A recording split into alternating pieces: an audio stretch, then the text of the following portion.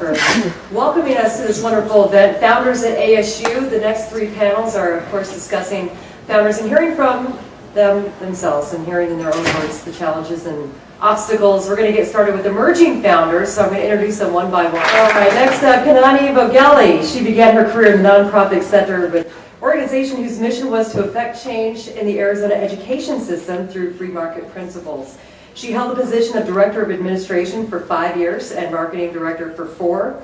In 2008, her political work led to a run for the Arizona State House of Representatives on a platform that focused on education issues using technology to bring transparency to government and fiscal responsibility. In 2011, she turned her focus to technology startups, as in the startup phase for 3 companies: Shop Simply, an app to help people find products while grocery shopping; Upward Fund, a crowdfunding website that funds personal and professional development; and Quick Eyes, an app that gives eyes to the blind with the help of an on-call employee. Come on up to the stage. Please welcome her to the stage. Welcome, all of you. And first of all, I want to kick it off with Kanani, because you just had a great adventure that I want you to share with the group. You had a wonderful honor, and we were all voting for you like crazy, by the way. She was up for a competition, and I set up my computer, and I had my mobile device, and I had my PC. You could vote every 30 minutes. And I had the 2 devices going on, and I told her I lost time because I was sleeping, so that really was troublesome. But please tell us about your wonderful adventure there. Is your microphone on? Our tech support here. Right there. Okay. Here, why don't you use my mic? Thank you. So first of all, thank you for your voting a million times. I appreciate it. So I was invited to the Retail Innovation Challenge out in North Carolina, and I was offered the opportunity to pitch a 2-minute pitch. So you walk into a room, here's all of the executives, and you have 2 minutes to either wow them or not.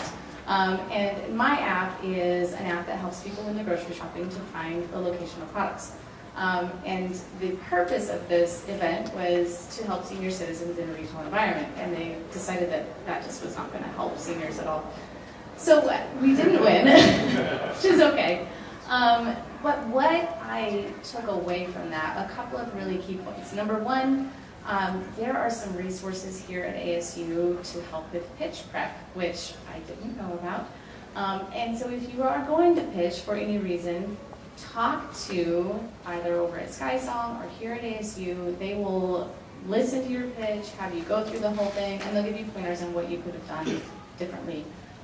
The other important thing is some of the questions that they were asked I wasn't prepared for, and when I went back and read my grants, the answers were all there. So little tweaks like that you can make in those high stress moments really make a difference. And for me, it's just, I feel so honored to have been there and to be a part of that, and just really excited for the lessons I've learned for next time. So it was a very positive experience. And as our companies that have gone through our pitch prep know, we're probably harder on you than the actual audience that you pitch to. So we're like, come on! I think a lot of people I know, a lot of the startups that we work with, when you start talking to them about operating agreements, like, we were going to file an LLC and call it a day. It's like, well, there's a little bit more detail to that. So, Kanani, what kind of surprises have you found so far along the way? I mean, you've been into this for a couple years now and very entrepreneurial, but I think everybody has this kind of romanticized version of what it's like to have a startup company, and it's very sexy. And so we know that there's another side to that. So what kinds of eye-opening types of things have you uncovered? Sure. So this is actually my second team that I have formed for Shop Simply. We were formulated what you need.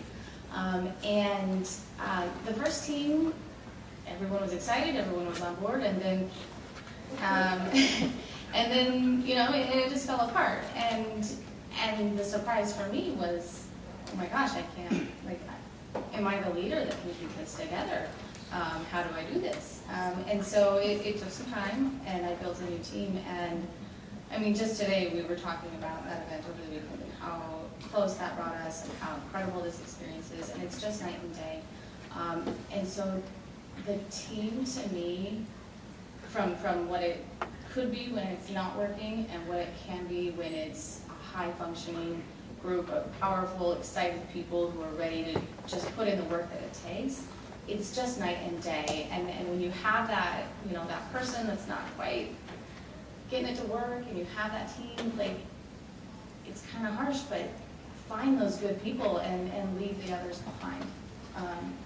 I think that's wonderful as well, because, you know, I know that a lot of us here, when we talk to investors, we talk to other entities, and we hear all the time the importance of a great team. That is probably the most primary thing we hear day in and day out. As we have just a couple more minutes on the panel, and this is fascinating. We could talk about this all day, and all the things you're learning and the discoveries and the wonderful work that you all are doing. And thank you for your passion. We need the solutions you're bringing to the table. So it's incredible to hear you talk about your stories with that. But let's go down the line and talk one at a time about what has been the biggest challenge so far, and what do you look to the future in what you're going to do to overcome that challenge. Thank you. So when I first started this, I kind of had no idea what I was doing, and had to take a few running starts at it. And of course I would pick a company that is one of the biggest ideas and world-changing things that I could come up with for my first go, and here we go. And of course with that means that it's expensive, and it's a big project, and it has a lot of moving pieces, which means I need a lot of people involved. And oh, by the way, I don't have the $60,000 to $100,000 that it's going to take to start it. So I had to find a team that was for equity, which I did, but that means they all have jobs, they all have families, they all have school, they all have a life, and this fits in the cracks. And so building something this big in the little bits and pieces of people's lives is hard. It's a big challenge, and a lot of that falls on the founder to keep people on point, keep people on task, and keep that moving forward every day, every week, every month, and not let anything slide. And it's my job to do that, you know, and that's, it's intense, but it's been good so far. Well, inspiring and impressive. It's been a true honor to have each and every one of you on my panel tonight. So Kanani, Erica, Kevin, and Adam, please give them a nice round of applause.